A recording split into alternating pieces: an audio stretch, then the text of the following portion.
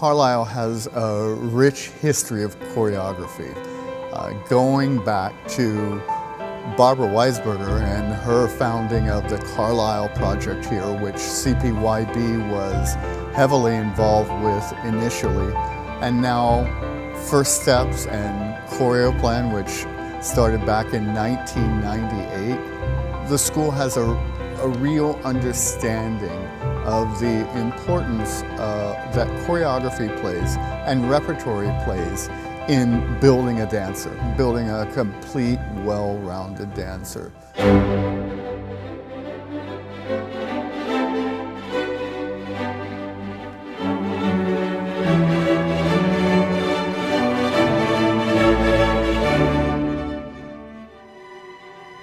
I approach each work that I do differently. Some pieces I approach, for example, the work I'm doing now is purely based in the music and Grieg's structure of the music and what he was trying to do. If I'm doing a narrative work, the story comes first and then I adapt music to the story. I try to work differently each time I work to keep it interesting for me.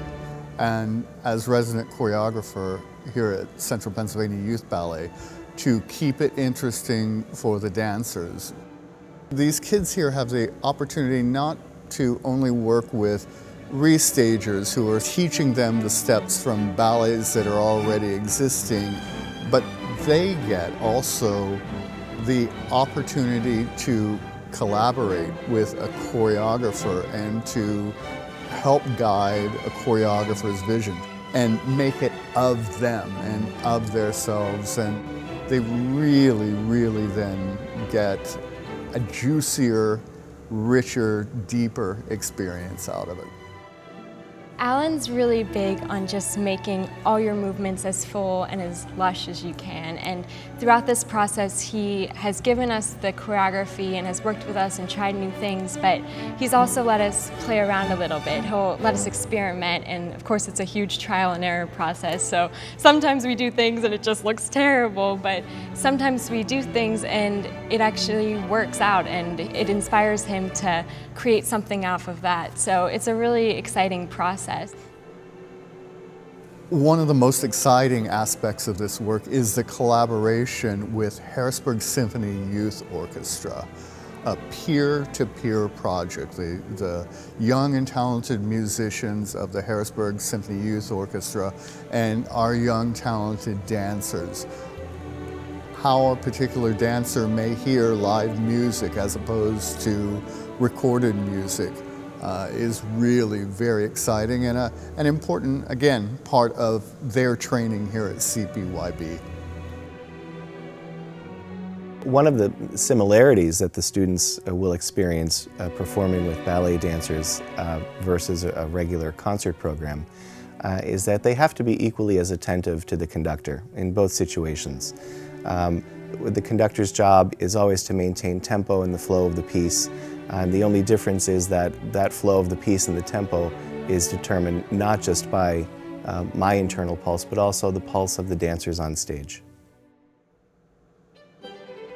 In working on this particular project, I have the really good fortune, and the kids have the great opportunity to have Stacy Calvert in as the ballet mistress for the project.